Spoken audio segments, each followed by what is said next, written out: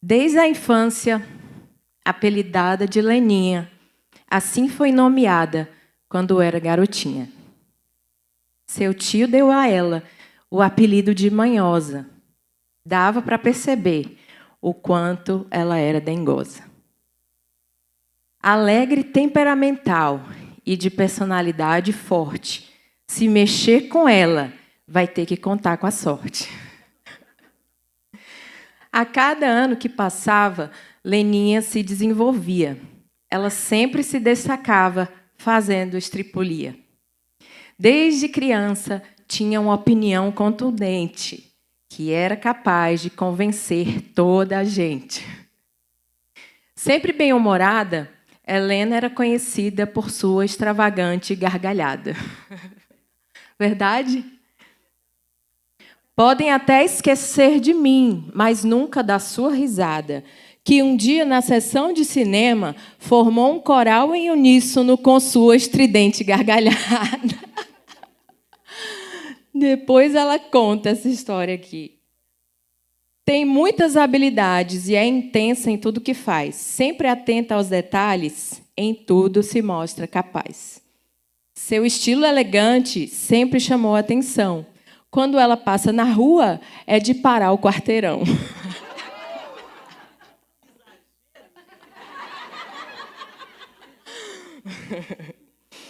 Sempre usando seus saltos, o Senhor a fez andar em lugares altos. Generosa, agregadora e ama cuidar da casa e da família.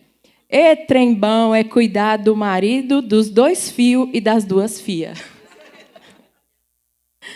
Helena sempre soube quem era o seu dono.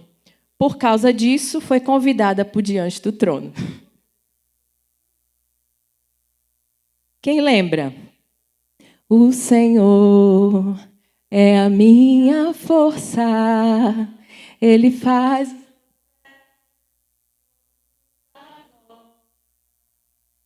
O Senhor...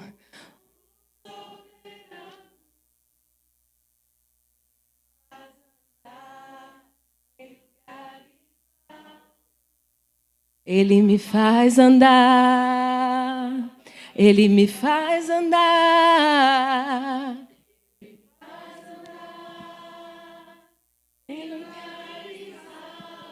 Amém, glória a Deus. Vive acima dos problemas, acima das tribulações, acima do pecado e acima das tentações. Apesar disso tudo, sabe que não está isenta de passar por dificuldades. Uma de suas principais características é sua humanidade. Além de se destacar por suas canções, agora viaja pregando no Brasil e nas nações. Mas antes, Helena sonhou em ser atriz, pois gostava de roubar a cena. Hoje ela deixa Deus usá-la. Com vocês, pastora Helena. Sensacional! Deus abençoe. Você que fez isso, mulher? Puxa vida, quanto talento! Glória a Deus! A paz do Senhor, queridos! Uau, eu acho que eu nunca tive uma apresentação, passou nem perto disso, gente. Sensacional! Agora, sua fonte é forte, né? A sua fonte revelou coisas jamais reveladas. Gente, que alegria estar com vocês nessa noite.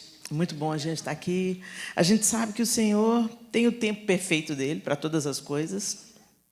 E Ele preparou esse tempo para a gente estar junto com um propósito que é maior do que qualquer um de nós.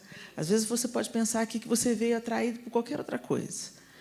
Ou talvez eu também pense que eu vim aqui só para atender um convite. Não, a gente está reunido aqui porque o Senhor tem um propósito na minha vida, na vida de cada um de vocês.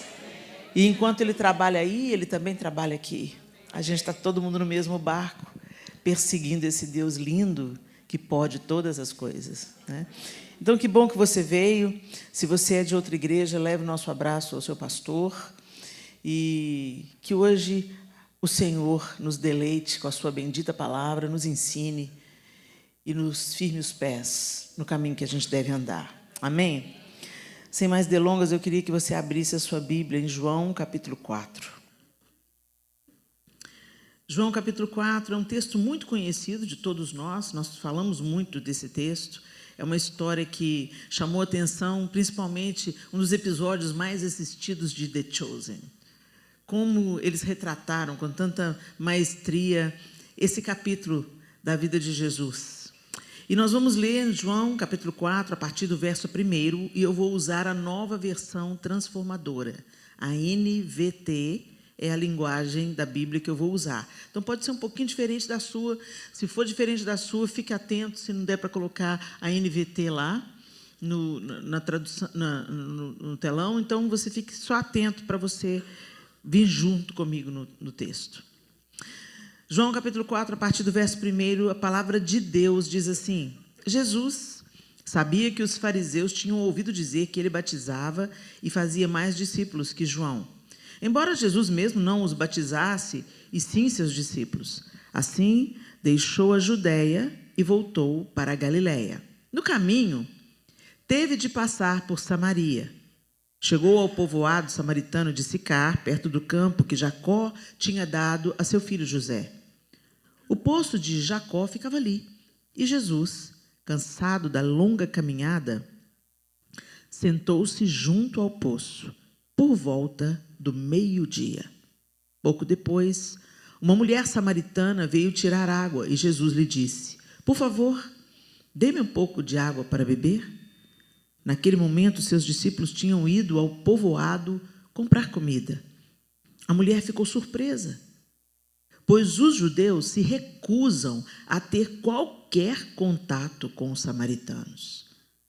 Você é judeu? E eu sou uma mulher samaritana, disse ela a Jesus. Como é que me pede água para beber? Jesus respondeu: se ao menos você soubesse que presente Deus tem para você e com quem está falando, você me pediria e eu lhe daria água viva. Mas você não tem corda nem balde, e o poço é muito fundo, disse ela. De onde tiraria essa água viva? Além do mais, você se considera mais importante que nosso antepassado Jacó, que nos deu esse poço? Como pode oferecer água melhor que esta que Jacó, seus filhos e seus animais bebiam? Jesus respondeu: quem bebe desta água, logo terá sede outra vez. Mas quem bebe da água que eu dou, nunca mais terá sede. Ela se torna uma fonte que brota dentro dele e lhe dá a vida eterna. Por favor, Senhor, dê-me dessa água, disse a mulher. Assim eu nunca mais terei sede, nem precisarei vir aqui para tirar água. Vá buscar seu marido, disse Jesus. Não tenho marido, respondeu a mulher. Jesus disse: é verdade, você não tem marido, pois teve 5 maridos. E não é casada com o homem com quem vive agora. Certamente você disse a verdade. O Senhor deve ser profeta, disse a mulher. Então diga-me, por que os judeus insistem que Jerusalém é o único lugar de adoração, enquanto nós, os samaritanos, afirmamos que é aqui, no Monte Gerizim, onde nossos antepassados adoraram? Jesus respondeu: creia em mim, mulher. Está chegando a hora em que já não importará se você adora o Pai neste monte ou em Jerusalém. Vocês, samaritanos, sabem muito pouco a respeito daquele a quem adoram. Nós adoramos com conhecimento, pois a salvação vem por meio dos judeus. Mas está chegando a hora, e de fato já chegou, em que os verdadeiros adoradores adorarão o Pai em espírito e em verdade. O Pai procura pessoas que o adorem desse modo, pois Deus é espírito e é necessário que os seus adoradores o adorem em espírito e em verdade. Vamos até aí. Senhor, essa é a tua palavra, nós bendizemos ao Senhor, porque ela é viva, ela é eficaz, ela ensina, ela instrui, ela confronta, ela consola. Ela é mais cortante que a espada de 2 gumes. que ela nos corte nessa noite, Senhor. Que o Senhor fale conosco, que o Senhor nos toque, que o Senhor nos atravesse com a sua palavra e que ela mude a nossa vida, a nossa mentalidade e a nossa maneira de agir, que não sejamos apenas ouvintes, Senhor, mas praticantes da tua palavra, para a glória do teu nome, expansão do teu reino, em nome de Jesus. Amém e amém. Esse encontro desconcertante entre Jesus e uma samaritana é mais absurdo do que a gente poderia imaginar. Quando a gente olha, a gente pensa que era apenas uma desavença entre os judeus e samaritanos, mas a rixa entre eles era muito difícil, era muito dura. Os judeus não toleravam os samaritanos e vice-versa. Se um judeu bebesse ou comesse no mesmo utensílio que um samaritano tivesse feito isso, ele era considerado cerimonialmente imundo. Para vocês terem uma ideia de quão longe ia essa briga. O texto disse para a gente que era necessário que Jesus passasse por Samaria, para ir da Judéia para a Galileia, da Galileia para a Judéia. Mas a gente sabe que isso não é uma necessidade geográfica. Talvez fosse o caminho mais usado, mas não era uma necessidade estritamente geográfica. Jesus poderia passar por outro caminho. Mas acontece que Jesus estava sendo intencional nesse encontro com essa mulher. E a evidência disso é que os discípulos foram comprar comida. 12 para comprar comida para 13? Faz algum sentido? Jesus tinha que despachar aqueles 12 discípulos, porque se eles ficassem ali, eles iam atrapalhar essa conversa.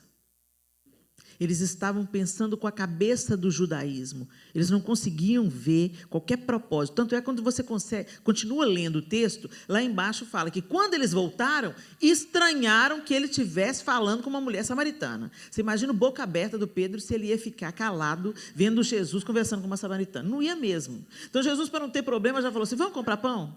Tá bom, Jesus, fica aí, fica aí. Filipe, fica aí com o mestre. Não, vão. Pedro, fica com o mestre. Não, vão os 12. Jesus queria ficar sozinho com aquela mulher.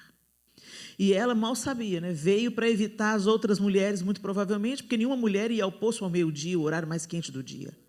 As mulheres iam ao poço nas primeiras horas do dia para pegar água o suficiente para todo o trabalho para o restante do dia. E certamente, se ela estava ao meio-dia, porque ela não queria encontrar com ninguém. E quando a gente vai ver na história dela, a gente entende porque ela não queria encontrar com ninguém. Porque tinha uma vida doida. Algumas pessoas acreditam o seguinte, que essa mulher estava morando com o 6º homem, não era casada com ele, mas tinha tido 5 maridos. Alguns estudiosos, alguns teólogos acreditam que não era por impureza sexual, mas era porque, provavelmente, ela falava pra caramba. Alguns acreditavam nisso. E nós temos evidências aqui, gente. Porque, gente, quando ele fala as coisas com ela, ele vai falando as coisas com ela, e ela já vai atravessando uma pergunta teológica na lata dele. Falando nisso aqui, eu vejo que o senhor é profeta. Já que o senhor é profeta, me explica, onde que é o lugar da adoração? Porque o seu povo fala que é lá em Jerusalém. O nosso povo fala que é aqui. Há uma característica bem diferente, porque para as mulheres não era concedido aprender sobre essas coisas.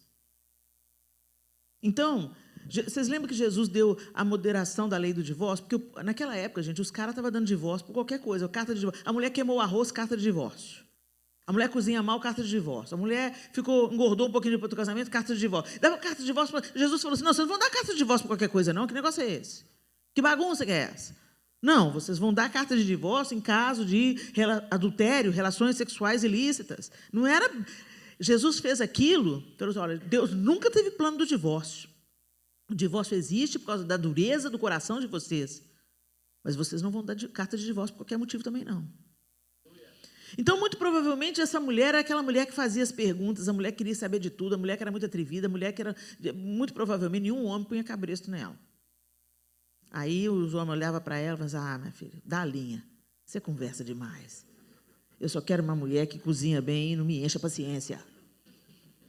E Jesus vem se encontrar com essa mulher. E possivelmente, gente, essas características eram as características necessárias para Jesus levantar essa mulher como a primeira missionária em Samaria. Ela tinha que ter essas características. Então, a primeira coisa que eu quero te falar nessa noite, não despreza aquilo que você tem. Deus te formou com um propósito. E por mais difícil que a gente seja, às vezes a gente nasce já com um temperamento. Caráter não, caráter é formado, é construído, é ensinado, é treinado de acordo com o ambiente que você é educado. Mas a sua personalidade, ela vem junto. E Deus não erra.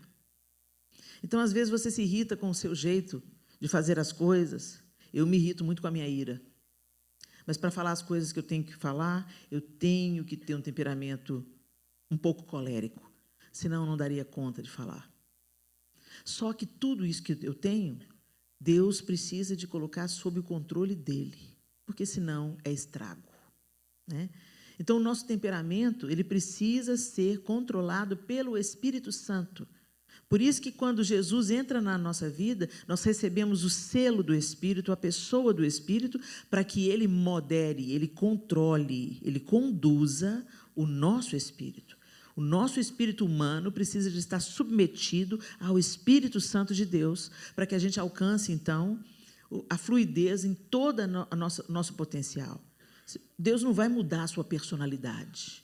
Deus vai direcionar a sua personalidade para cumprir o propósito dele para você. Então, pare de rejeitar aquilo que Deus colocou em você. Muito bem. E aí eles começam a ter essa conversa e ele fala para essa mulher: quem beber dessa água tornará a ter sede. Mas quem beber da água que eu lhe der, nunca mais terá sede. Ele é a fonte da água da vida. E, gente, nós estamos vivendo um tempo muito desafiador. Porque esse tempo que nós estamos vivendo tem muitas características peculiares ao nosso tempo. As facilidades que nós temos, a tecnologia e uma série de outras coisas. Então, nós vivemos num tempo que nós somos extremamente egoístas. Mesmo sem a gente se aperceber disso. A gente tem uma vida muito autocentrada. E o Evangelho é compartilhar.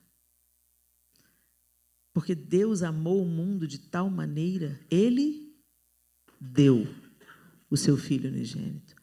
Porque Jesus nos amou de tal maneira, Ele deu a sua própria vida. Mas nós somos seguidores de Jesus Cristo, mas a gente quer só receber. É um paradoxo. E não tem nada a ver com o cristianismo. O cristianismo tem tudo a ver com compartilhar boas notícias, compartilhar boas novas, compartilhar a vida, compartilhar os nossos bens, compartilhar a nossa casa, compartilhar o nosso tempo, compartilhar os nossos dons, compartilhar. E Jesus nos mostrou isso, não nos ordenando fazer, fazendo. Ele se esvaziou da sua glória e habitou entre nós. Mas será, gente, que o nosso padrão tem sido Jesus, de fato? Nós dissemos que somos cristãos. Cristãos são imitadores, seguidores dos ensinamentos de Cristo. Mas será que a gente está parecendo mesmo com Cristo? Para nós nos parecermos com Cristo, meus irmãos, nós não conseguimos fazer isso no nosso esforço. No nosso esforço, a gente até consegue algum sucesso por algum tempo, mas não se sustenta, porque ele é baseado no nosso esforço pessoal. E aí, no nosso esforço, existe um certo grau de esforço pessoal, sim. Quando você lê a carta de Pedro, né, ele fala: esforçai-vos, né, buscai com diligência se parecer com Jesus. Mas não basta isso. Você se torna semelhante àquilo que você contempla. Você se torna semelhante àquilo que você adora. Aquilo que ocupa a centralidade dos seus afetos, das suas atenções e da sua devoção. Aí a gente olha para uma igreja que tem se tornado numerosa sobre a terra. O cristianismo é uma religião que cresce. Mas a gente vê poucos indivíduos dentro da igreja parecidos com Jesus Cristo, gente. E isso aponta para alguma... Peraí, tem alguma falha na Matrix. O que não está pegando? O que não está encaixando? Se a gente está frequentando a igreja, se a gente está cantando músicas cristãs, se a gente até dá um jeito na nossa aparência, né? Não anda por aí vestida de pericrente, se a gente está fazendo alguma coisa, não é suficiente, gente. Não é suficiente. Isso é água de poço. A religião é água de poço. Você bebe, sacia sua sede por um tempo, mas daqui a pouco você está com uma nova sede, com uma nova necessidade. E aí você precisa de movimentar alguma coisa e criar alguma coisa nova na igreja para atrair mais gente. E é muito tentador nós sermos igreja no modelo de empresa. Mas não é essa a vontade de Deus. Quem faz a igreja crescer é o Espírito Santo. A gente vai trabalhar, a gente vai se dedicar, a gente vai se empenhar, mas quem faz? A gente vai ver ali no livro de Atos, a palavra continua sendo o nosso referencial máximo. E o Espírito ia eles acrescentando dia após dia aqueles que haveriam de ser salvos. Mas a gente vive num tempo de resultados. E aí, por causa de buscar resultados como cristãos, muitas vezes nós vamos atrás de poço. E a gente começa a fazer a nossa própria obra de santificação. Aí a gente muda por fora. Muda a roupa, muda o palavreado, passa a vir nos cultos de domingo, começa a usar o crentez fluente. Sangue de Jesus tem poder? Paz do Senhor, irmão. Misericórdia, está amarrado. Olha o manto. Foi uma glória. Gente, a gente é muito estranho, né? Para quem chega na igreja e nunca convive com crente, a gente tem um palavreado bem estranho. Imagina. Incendeia, Senhor, a sua noiva. Você já imagina uma noiva em chamas, assim? E Jesus riscando o fósforo. Tem coisa que só a gente entende. Para um cara que não teve contato nenhum com o evangelho, a gente deve parecer bem estranho. Mas, enfim, Jesus está nesse encontro com essa mulher falando assim, olha, não é importante o lugar que você vai adorar. Não é em Jerusalém, não é no Monte Gerizim. Está chegando a hora em que o Senhor está procurando os verdadeiros adoradores. E importa que você o adore em espírito e em verdade. Gente, e adorar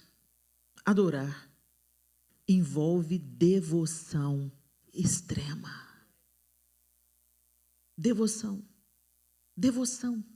Você já ouviu falar a palavra devoto? Quem veio do catolicismo romano sabe disso. Eu vim do catolicismo romano. Então, a gente tem um santo de devoção. E quando você tem um santo de devoção, você tem toda uma prática, um ritual para demonstrar o seu amor, a sua obediência a esse santo de devoção. Pois é, o santo de devoção, o nosso santo de devoção é Jesus Cristo, o Senhor. Mas será que nós temos nos devotado a Ele? A vida de devoção, gente, é uma vida onde o ato, o objeto da nossa adoração, ele ocupa a centralidade dos nossos afetos, das nossas atenções. A gente fala que adora Jesus, gente, mas a gente não para nenhum momento durante o nosso dia para contemplá-lo através das Escrituras Sagradas. Eu comecei a fazer uma pesquisa no meio dos crentes, eu parei de fazer, porque isso estava me abalando. Eu pergunto para uma plateia como essa, e eu não vou perguntar hoje, não se preocupe.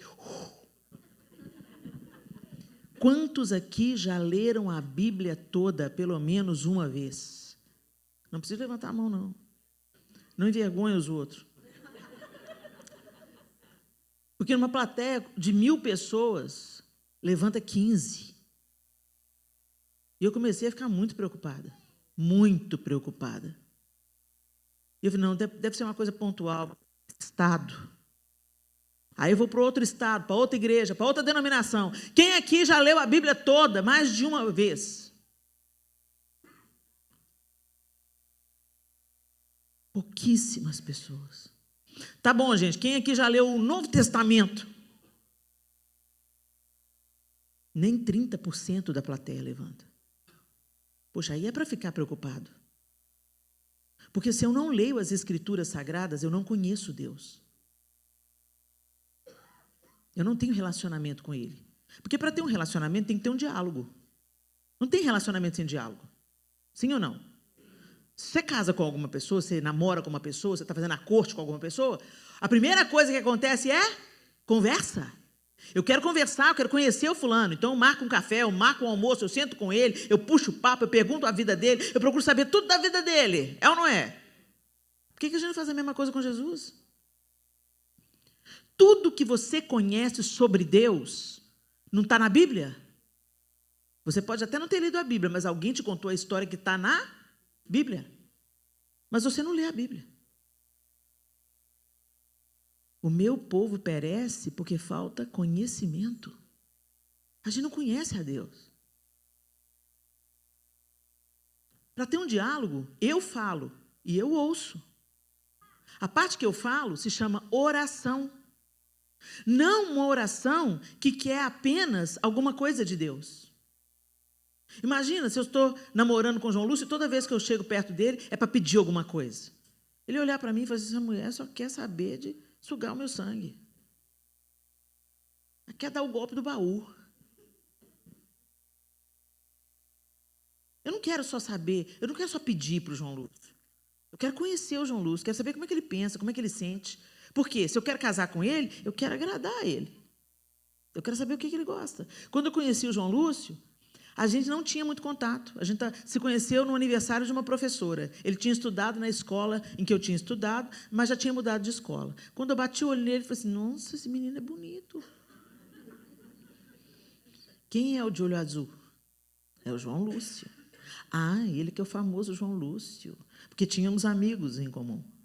Mas a gente não tinha relacionamento. A gente não frequentava mais a mesma escola. Não frequentávamos a mesma igreja. Só amigos comuns. Aí fiquei sabendo que ele fazia teatro no colégio, que eu estudava. Eu nem sabia que tinha um grupo de teatro lá. Mas alguém, o João está fazendo a peça que a Miriam está montando nas artes. Eu fui lá na professora de arte, Miriam, tem uma vaga para mim no teatro? E ela virou para mim e falou, não, está tudo preenchida. Aí eu e uma amiga minha que estava me dando uma forcinha. Ah, não, Miriam, arruma um papel para a gente. Ela falou, o que vocês duas estão querendo? Aí eu fui bem honesta, conheci o João Lúcio. Ela falou, não tem mais papel. Espera aí, era uma peça do... Como é que chama o cara? Era o Pagador de Promessas, do Dias Gomes. Aí, não tem uma beata? Transforma ela em 3. E o João fazia o papel do padre. A minha intenção era fazer o teatro, não, embora eu fosse atriz, eu queria conhecer o menino. E para conhecer, eu queria conversar com ele. Saber como é que ele pensa, de onde que ele vinha, quem era a família dele, quais eram os sonhos dele, quais eram os objetivos dele. E à medida que eu fui conhecendo o João e conversando com ele, aí a gente foi cantar num casamento de uma amiga e eu fiquei a noite inteira conversando com o João. O pessoal falou assim, ali vai dar, hein, alguma coisa. Nós não nos tocamos. Conversamos, conversamos, conversamos, e o interesse cresceu. Eu queria mais. E é por isso que a gente tem que ler as Escrituras e orar, gente. Que quanto mais você conhece, mais você ama. Quanto mais você conhece a Deus através das Escrituras e da oração, mais você é atraída por Ele. E mais parecida com Ele você vai ficando. Não é pelo esforço da religião, é pelo transbordar do relacionamento. Você conhece alguém que começa... Hoje nós temos 33 anos de casados. E é impressionante como a gente fala frases inteiras juntos. Para os nossos filhos, isso é motivo de piada, de risada. Toda hora a gente fala uma frase inteira juntos. E eles só olham e riem. Falam assim, não, fala sério, vocês ensaiam isso.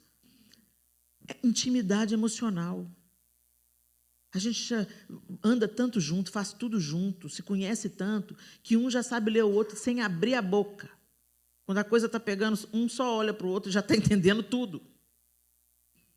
É nesse nível de intimidade que Deus quer ter conosco. E o que está acontecendo com o passar dos anos? Eu estou passando a ser um pouco mais ponderada. E o João está ficando um pouco mais impaciente. A gente vai se misturando.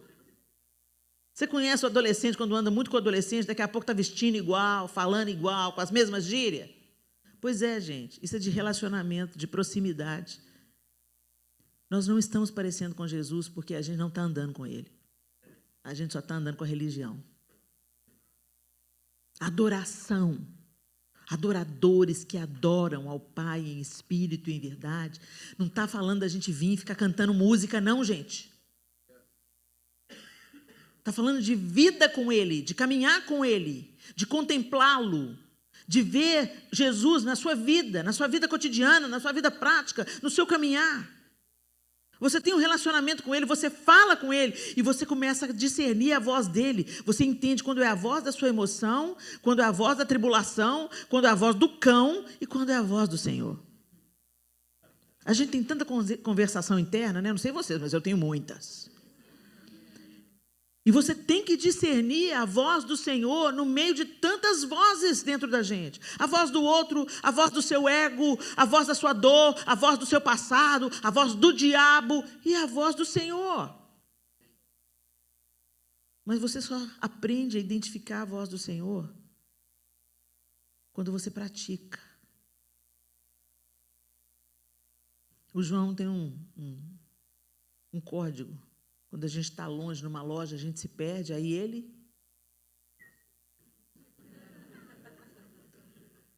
Aí eu falo, aqui!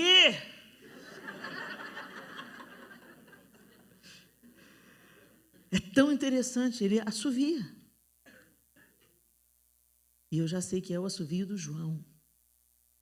Isso se chama intimidade. Gente, nós estávamos separados de Deus. Deus cria o homem e começa a se relacionar com o homem. Ele vinha toda viração do dia para estar com o homem e com a mulher. Até que o homem pecou. E então fomos separados de Deus. Eu tenho cá para mim, gente, que a dor que a gente sente quando a gente perde alguém para a morte é a reprodução do que Deus sentiu quando perdeu o homem para o pecado. Como nós somos feitos à imagem e semelhança de Deus, embora essa imagem e semelhança tenha sido corrompida pela queda, desfigurada pela queda, nós ainda carregamos em nós as características do Deus eterno. E eu tenho cá para mim, não está escrito na Bíblia, isso não é uma teologia, isso é uma opinião pessoal, deixa eu deixar isso claro aqui. A minha opinião pessoal é que a dor que a gente sente na morte de alguém amado é a mesma dor que Deus sentiu quando o homem pecou. Por que a gente chora na morte de alguém amado? Por causa da separação. Você não vai mais poder abraçar a hora que você quiser, beijar a hora que você quiser, ouvir a voz a hora que você quiser. Que dor! Que vazio! Recentemente eu conheci uma irmã que ficou viúva, da minha idade. E ela foi nos buscar numa cidade aqui nos Estados Unidos para nos levar para outra cidade.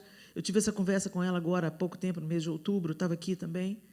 E ela foi nos transportar de uma cidade para outra, e eu fiquei sabendo que ela tinha perdido o esposo com um câncer rápido. E ela veio conversando comigo, já tinha 2 anos que ele havia partido. Já faz 2 anos que ele faleceu. Morreu no Senhor, um homem santo, tem a esperança da salvação, do reencontro. Uma mulher cristã, esperançosa. Mas vivendo o luto como se ele tivesse acontecido há 1 mês atrás. E na fala dela, ela falou comigo assim, Helena, tem dias difíceis, tem dias alegres, a gente vai vivendo, Deus vai sustentando a gente. Mas tudo que eu queria, Helena, é apagar a memória que eu tenho. Porque é muito difícil viver sem o toque. E entendo o que eu estou te falando, Helena, não é sexual. Não é uma falta sexual. É a falta do toque, de encostar quando está na cama, de encostar quando está na cozinha, de pôr a mão no ombro dele, de sentir ele respirando perto de mim, dele me abraçando. Ele está tão dentro de mim que eu não consigo me desvencilhar da memória. Gente, é nesse nível que a gente tinha que estar amando a Deus. É nesse nível que a gente tinha que estar sentindo falta de Deus. E a gente tem que começar a caminhar para isso, meus irmãos. A gente tem que parar de beber água de poço. Porque a gente está sempre tendo sede de novo. Você vem um tempo na igreja, você faz umas coisas aqui na igreja, você serve na igreja, daqui a pouco vem uma sede, você quer fazer uma coisa nova, você quer mudar de ministério, você quer ir para outra igreja, você quer uma novidade na vida. Isso é poço. Isso é uma evidência de que você não está bebendo de Jesus. Você não está saciando a sua sede nele. Você está saciando, buscando saciar a sua sede nas coisas que você faz para ele. Não faz sentido. É poço. É religião. Não é relacionamento. A gente não lê a Bíblia. A Bíblia é a parte que Deus fala com a gente. Como é que a gente quer conhecer a voz do nosso amado, o caráter do nosso amado, ver como é que Deus age, como é que Deus pensa, se a gente só se relaciona com Deus através de terceiros? Jesus morre na cruz, o véu do templo se rompe de alto a baixo. Você tem livre acesso a Deus agora. Você não precisa de um sumo sacerdote, nem de sangue de bodes e de ovelhas para te representar, mas você não vai. Você continua se relacionando com Deus através de terceiros. Ô pastor, vem cá, põe a mão na minha cabeça e ora por mim. É uma bênção a gente ter um pastor para nos guiar, para orar por nós, para orar junto conosco. É maravilhoso a gente ser acolhido num pequeno grupo, numa célula, onde a gente vai poder rasgar o coração e ser cuidado. É maravilhoso a gente andar em família, mas entendendo quem é o Pai. Tendo relacionamento com o Pai. Se envolvendo com o Pai. Conhecendo a voz do Pai. Obedecendo ao Pai. Isso é uma vida de adoração, meus irmãos. Gente, a nossa vida de adoração está tão comprometida. E eu agora quero falar com a equipe de louvor, com todo o meu respeito, e com toda a igreja também. Que a equipe de louvor nos dirige. Mas todos nós também estamos na congregação cantando as mesmas canções. Gente, nós estamos com a nossa adoração com Deus tão comprometida que até as nossas canções, elas falam mais de nós mesmos do que da majestade de Deus. Eu estou falando isso, gente, com todo o temor do meu coração. Eu vim aqui para servir vocês. E não é uma característica de uma, duas igrejas, não. Todas as igrejas em que eu entro em todas as igrejas, de denominações diferentes, presbiterianas renovadas, assembleanas, igrejas reformadas, igrejas pentecostais, igrejas renovadas, igrejas tradicionais. E eu tenho ficado muito preocupada. Porque as músicas são boas. As músicas são inspiradas pelo Senhor, pelo Espírito Santo, eu creio. Os artistas e os compositores cristãos estão compondo músicas lindas, mas a gente está cantando elas fora de hora. Tem músicas que são para ministrar a nossa alma.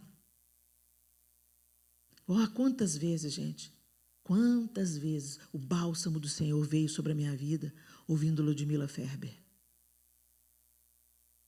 Quantas vezes eu estava a ponto de chutar o balde, aí eu vou lá. Aguenta firme, não desista. Continue a lutar. As crises e as dores acontecem, mas chega uma hora onde elas têm seu fim. Se você não desistir, é para minha inspiração, para também permanecer fiel e firme. Eu tô contando contigo. Gente, é maravilhoso isso. Isso é bálsamo. Mas isso não é para ser cantado na hora do culto, não, gente. E a gente está tão perdidaço que, por exemplo, aquela música... Que a bênção se derrame até 1000. Isso é música para a gente abençoar um ao outro. E os crentes estão assim. Que a bênção se derrame. Por que você está de mão erguida e olho fechado? É para você cantar para o seu irmão. Você está abençoando o seu irmão. Tua família e teus filhos e os filhos de teus filhos. A gente está tão perdido que a gente canta a música que está fazendo sucesso. E ainda fala, levante suas mãos. Mas a música não é de adoração, não é para fechar o olho, nem para levantar a mão, é para cantar para o irmão. E as músicas... Gente, o que é culto? Culto é quando a igreja do Senhor se reúne para fazer no coletivo o que a gente faz no privado. Espero. Eu tenho a minha vida de devoção, eu faço o meu devocional. E no meu devocional, eu leio a Bíblia, eu oro, e eu canto uma música para o Senhor, eu rasgo meu coração diante dele. Aí, o culto é quando a gente reúne com a igreja para fazer isso no coletivo. Olha que coisa tremenda. Culto a gente não assiste, culto a gente presta.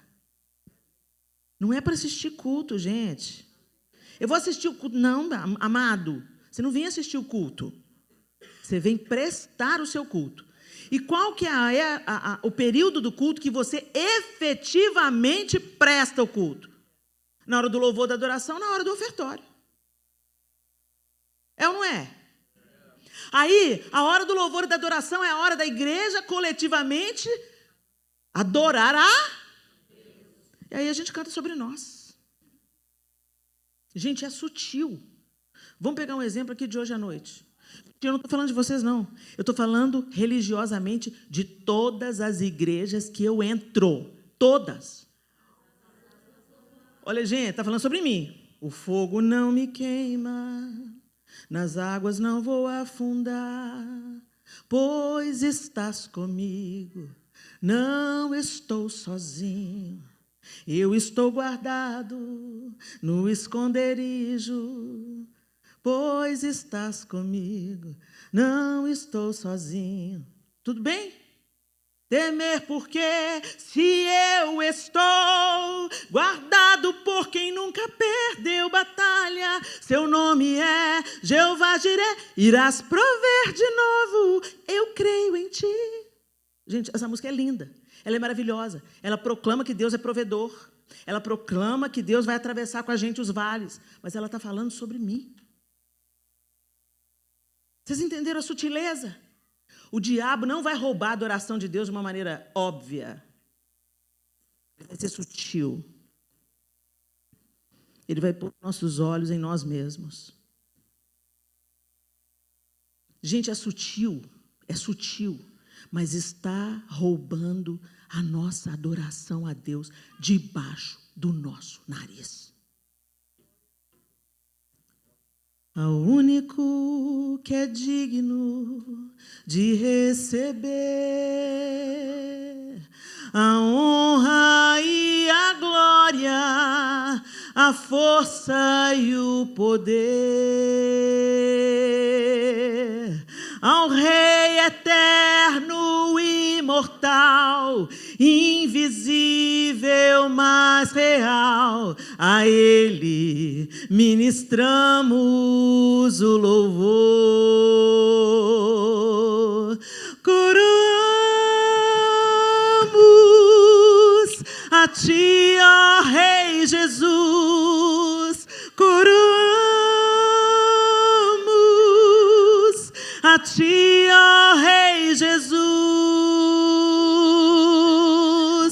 adoramos o Teu nome, nos rendemos aos Teus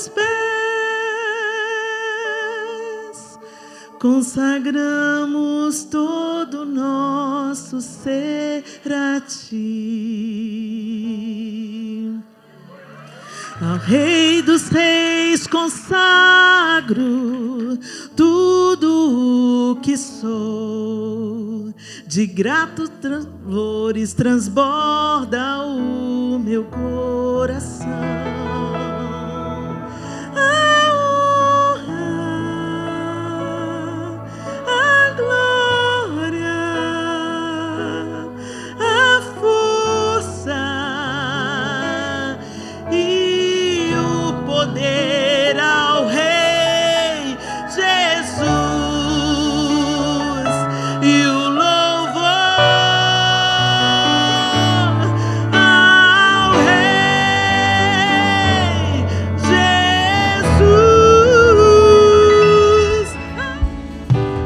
Quão grande é o meu Deus, cantarei. Quão grande é o meu Deus, e todos hão de ver. Quão grande é o meu Deus.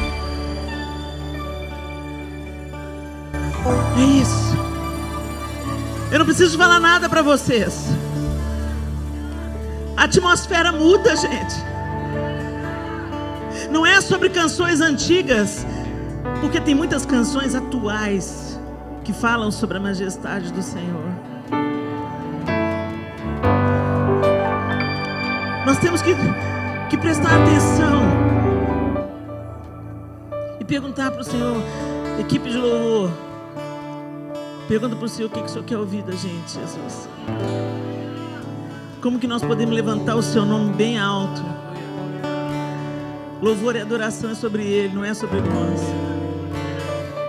Vão ter os momentos especiais, uma ministração especial. Às vezes o pastor está orando, pessoas estão vindo ao altar, pessoas feridas. Aí sim, aí vai caber uma música para a gente falar que nós carregamos a marca da promessa, que o Senhor vai nos levantar. Você vai poder cantar: recebe a cura. E é maravilhoso, e Deus vai fazer coisas lindas. Mas o culto é para Deus. O culto é para Deus. Nós precisamos, gente, retomar essa prática de ter aquela atenção, sabe? Aquela atenção, Senhor, o que o Senhor quer ouvir da gente? Aquela atenção, eu vou preparar uma oferta. Eu não vou pegar qualquer coisa. Eu não vou dar para Deus o meu resto. E não é sobre homens. Não é sobre impressionar pessoas. É sobre ser grato por aquilo que Deus tem dado a você. E ser fiel. Na hora que você vai...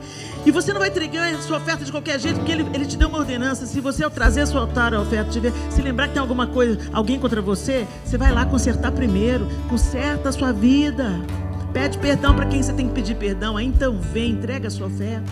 Gente, a gente está pecando no básico. A vida de Deus está pronta para fluir em nós, sabe? A fonte de água viva está aqui dentro. Aleluia. Mas o diabo está entulhando ela. Entulhando com os cuidados dessa vida. Entulhando com os modelos que dão certo. Com as músicas que estão sendo mais tocadas. Isso é entulho, gente. A nossa vida de devoção é sobre o Senhor, é contemplarmos a Ele, sabe, gente? É você olhar para o pôr do sol e falar assim: olha lá, ó, agora eu posso ter acesso a Deus, igual Adão tinha no jardim na viração do dia. Eu posso falar com Ele aqui no meu carro. Você começa a glorificar a Deus vendo o pôr do sol. Você está dirigindo para casa e o pôr do sol, e você: Senhor, eu te louvo. O Senhor colore o céu todo dia, bendito seja o teu nome. Sabe, gente, adorar a Deus na vida simples, cotidiana, reconhecê-lo em todos os nossos caminhos. É isso que Deus tem para nós. É isso que Deus tem para você. Vida com Ele. Vida de Deus na nossa vida. Vida de adoração, vida de rendição. E à medida que a gente contemplar a Deus e se aproximar de Deus, e buscar as coisas de Deus, e buscar obedecê-lo e adorá-lo, prestar culto a Ele, nas coisas simples, comuns, quando você menos esperar, você você vai estar com o cheiro de Jesus, falando como Jesus, reagindo como Jesus. O Espírito Santo em você vai sendo ativado, a fonte a jorrar para a vida eterna. Foi o que ele falou para a mulher: quem beber da água que eu lhe der, esquece o poço, vem para mim, bebe de mim, fala comigo, mergulha em mim, e eu vou matar a sua sede. E eu não vou só matar a sua sede, eu vou ser em você uma fonte a jorrar para a vida eterna. Não viva aquém disso, meu irmão, minha irmã. Não viva, não deixa Satanás roubar a adoração que pertence ao Senhor na sua vida, para que quando a gente vier para a congregação, algo poderoso rompa aqui. O nome do Senhor seja entronizado, e onde Ele é entronizado, Ele vem. Ele se assenta no trono dos louvores. E quando Ele se assenta, aí a cura acontece, a provisão acontece, o renovo acontece, a esperança acontece. Mais pessoas Ele vai trazendo e vão sendo salvas. Ele faz. É sobre Ele. É sobre Ele. Que em nome de Jesus a gente busque ao Senhor, a gente adore o Senhor, a gente entronize o Senhor, primeiro na nossa casa, primeiro na nossa vida. Que a igreja nada mais é do que a reunião dos nossos candelabros, né? Você mantém a sua lâmpada acesa na sua casa, eu na minha, você na sua. E quando a gente se reúne, é um fogaréu. Amém? É uma tocha acesa, é uma cidade edificada. Ninguém pode esconder. Que em nome de Jesus, feche os seus olhos. Feche os seus olhos. E nós vamos cantar uma canção de adoração ao Senhor. Vocês vão escolher uma música que diga quem Ele é, sua justiça, sua soberania, sua bondade, sua grandeza. E você vai aí, ó, no seu lugar, prestar o seu culto racional. Você vai esquecer por um momento quem está do seu lado. Você vai esquecer suas circunstâncias difíceis. Você não vai deixar nada roubar a sua adoração agora.